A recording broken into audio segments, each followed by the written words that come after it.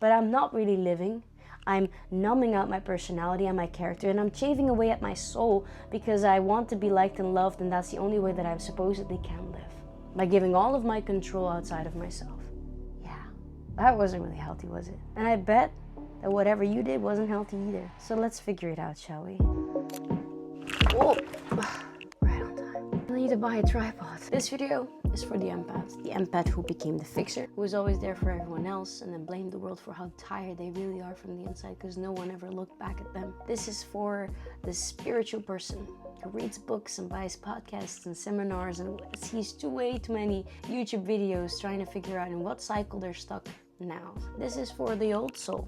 You know, the one who gets told, wow, you're so wise for your age, and accept it as a compliment, but really it is praise that says, you know what, you never really were a kid. You never really learned to be messy, and you never learned to take up space. And ultimately, this is for the ones who are finally ready to get a breakthrough. I hope that this video is a wake-up call. I hope that this is a reflection that you can see just how fucked up someone else can be in order for you to realize that you can change. I know firsthand how comfortable it can be if you step and become a victim. How easy it is to say, hey, you know what? It wasn't me. You should have seen what they did. How easy it is to give all of your control outside and say, you know what? No, I'm not gonna change. I feel safe right here. These wounds I have, if I don't need to address them or look them in the eye, blame it on everyone else, that way I'll feel safe and protected within the confinements of my hiding. Because it's not healing, it's hiding.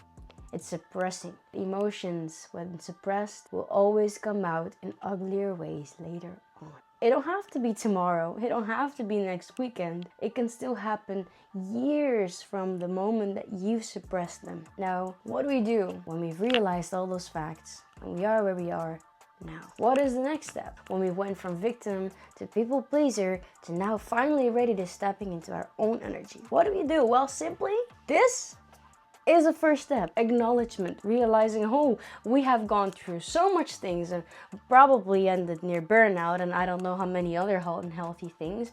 And now is finally the time for us to step in and rewire the program. Rewire, begin anew, turn a chapter, turn a page, change the whole book, throw it away. As we need to step up, loving ourselves, healing, really adjusting and looking in the mirror, things that actually hurt when it happens, uncomfortableness, itch underneath your skin, to look yourself in the eye and your ego and tone it a notch down and to realize that there isn't anything in the world that you can't be in control of if you just accept to not be a victim.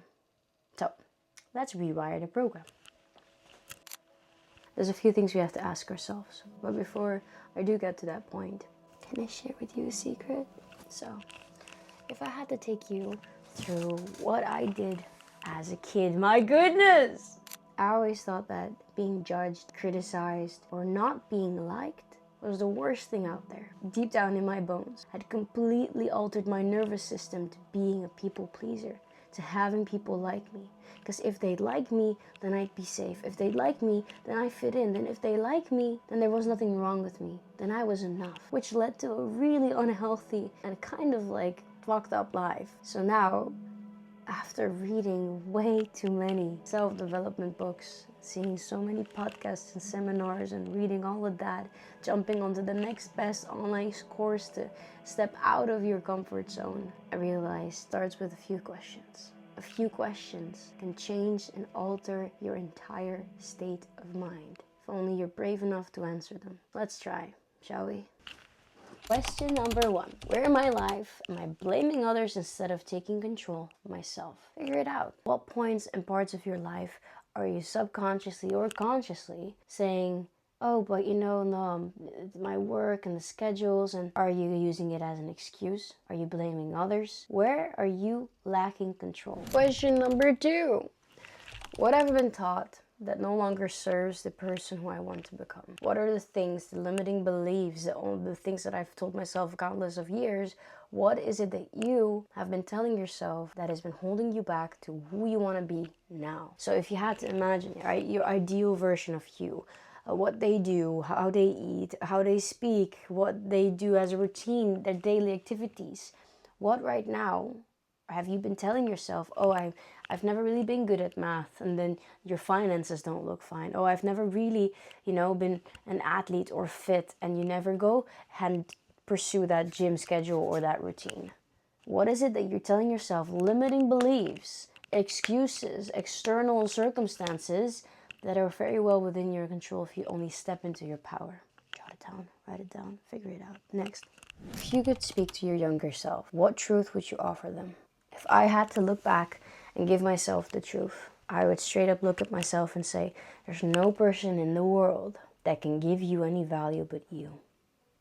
All the validation you're seeking, all the supposed love, the supposed like through love, the supposed validation through manipulation, the supposed trying to be safe over healing and becoming stronger, you gotta let that go, because that is hurting you in the long run.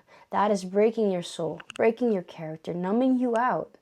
That is chafing away at the beautiful pieces of your soul and your personality, because you're dimming your light, because you're afraid that others won't like you or love you or accept you. So let that go and step into your power. Take back control. That's what I would say. But the question is not what I would say, is what you would say. So if you had to tell yourself, your younger self, anything about the truth, what would you say? Again, don't just think about it.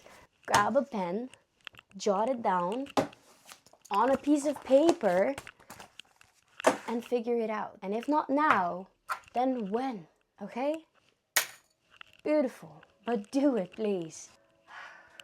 I do want you to know that we were thought to stay small. And within these ways that you've, progressed over the years, you probably kept yourself small because being small equals not being seen, equals not being judged. But all those things also keep you stuck, which means change now looks like the scariest thing in the world, and that it feels dangerous even to be seen and judge you. And all of these things are good because these will lead you to being your authentic self.